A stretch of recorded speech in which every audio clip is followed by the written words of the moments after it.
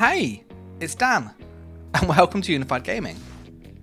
So in this video, we're going to play Trash or Grab, the game where we check the golden vendor and the other weekly vendors to see are there any items that are worth grabbing, or are they absolute trash. As with this series, these vendors do change week on week, so I will be covering this every weekend, so do subscribe to stay up to date.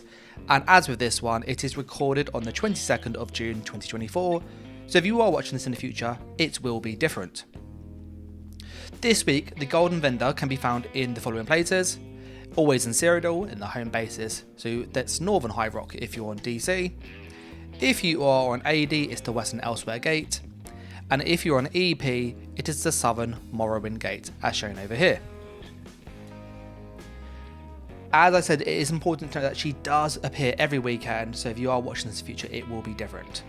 And if you like these videos in this series in particular, likes, comments, shares are important, but subscribing really helps stay up to date.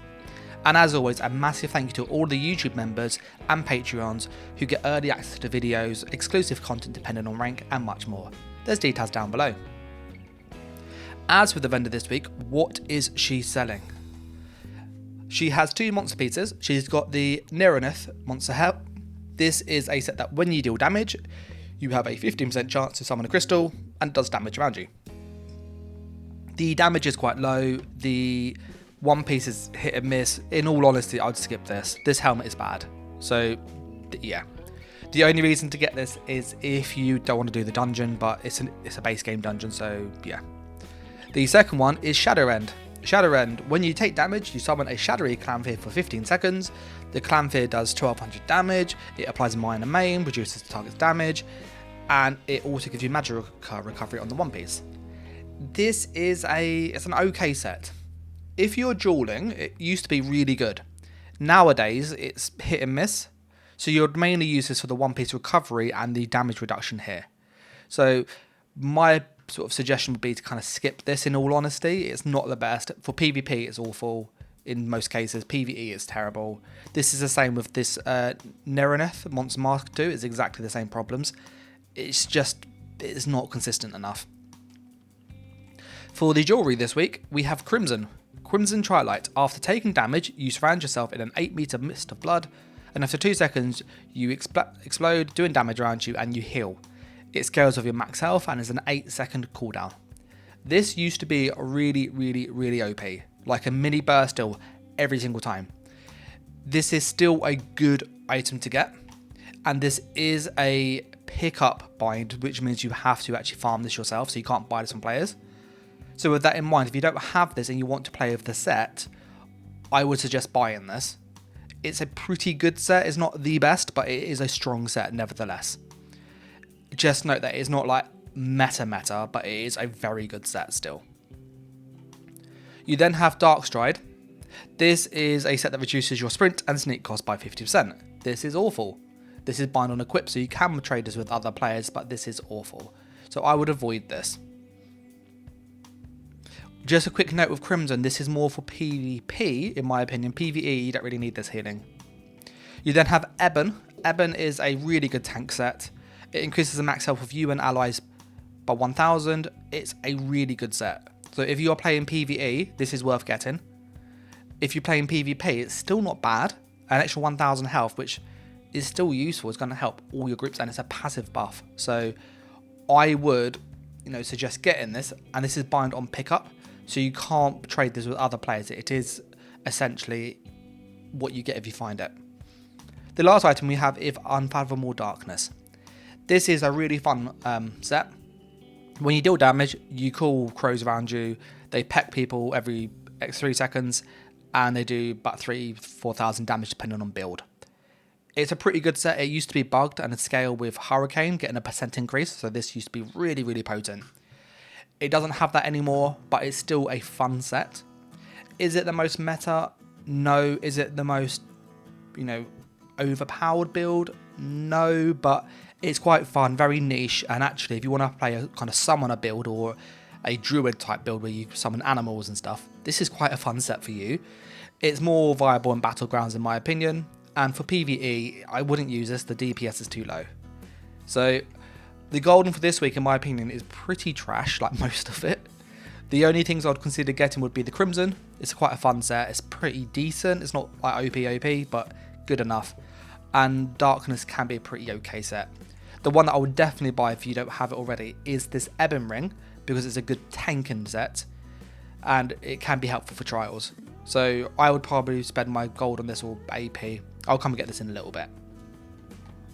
For the second part of the video now, we then go and check the Infinite Archive vendor, see what leads do they sell and scripts, and then we also check the vendor in the Scholarium, again to see what scripts they sell, as with Gold Road you can now buy scripts with gold and with Infinite Archive fortunes. So go into Apocrypha, where the Infinite Archive is located. We're going to check Filer All and see what is he selling this week, and are there any things that are really worth getting.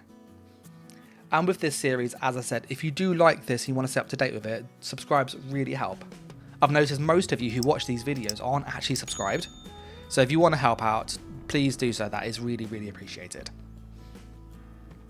As with the vendor, he's at the back on the far east, and this week he is selling a furnishing lead, which is pretty meh.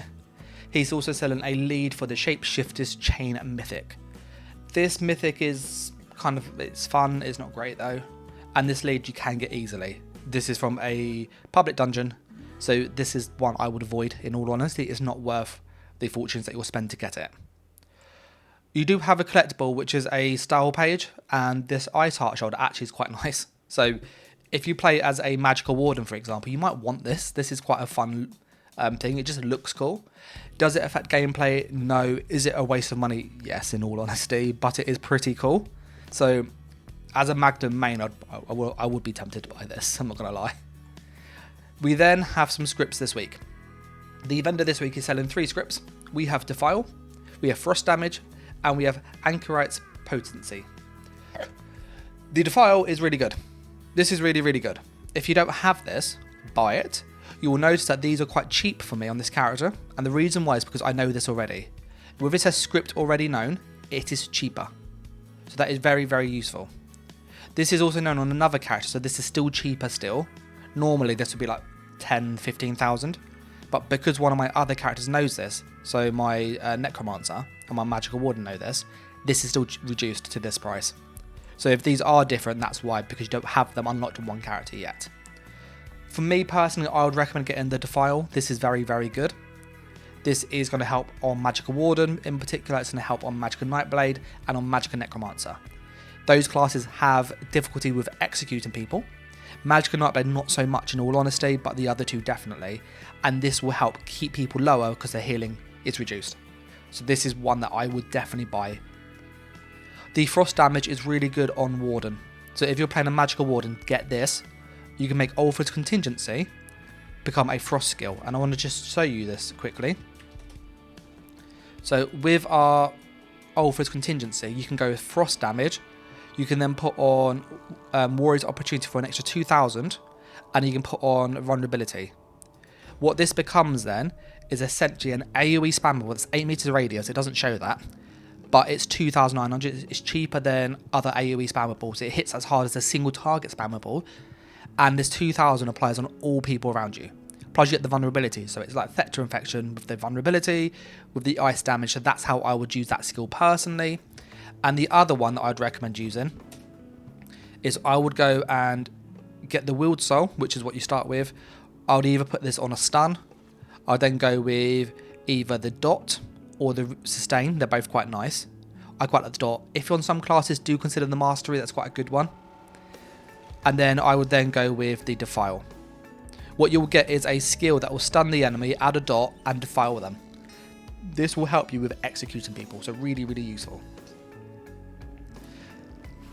The last vendor we do check then is Vendel. He is in the Scholarium, and we'll see what scripts does he sell, as these are for gold, and I'd recommend getting them in most cases.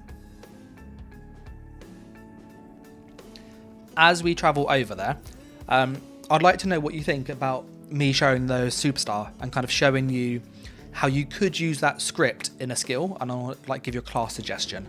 If you do like that idea where you could use the file on this Nightblade or on the Frost on Magical Warden, here's the skill I'd use, let me know in the comments and I'll do that going forward. As with our Ferandal, he is selling the following. He has Expedition, Bleed Damage, and he also has Immobilize and Strike. Again, these are all known to my character, so they are much cheaper. And the Mastery, you obviously have to get the achievement. That's always there. The Expedition, how could you use this? With the Scribing, if you play as a Nightblade bow build, it is worth considering using Vault, then using the Immobilize, which is in the shop today. Then you could go and use something like this Swiftness, which would be really nice, or Hunter's Snare. You get this from doing the Dragons one. And then you could then go and use Expedition. This will mean that you won't have to use Concealed Weapon. You've got a gap, like an Escape tool, and Immobilize and a Snare. So this is a really good way to use these scripts if you are really struggling. The other way to use it, and this is really potent on Dragon Knight, is Contingency. You will then go with a one of choice. So I would recommend Immobilize, because this is where it's really strong on DK. Warrior's Opportunity. And then Class Mastery is the alternative if you have that on the signature. And then I'd go with Breach. This will give you essentially a delayed Immobilize, which means when you do your Shattering Rock, if you cast this, then Shattering Rock, this will proc on the Shattering Rock, which means they get stunned from Shattering Rock, they CC break, and then they're immobilized again. So you now have Fossilize, essentially, but you also get this bonus damage. So it's 3/8 plus 2, so it's like 6,000 almost.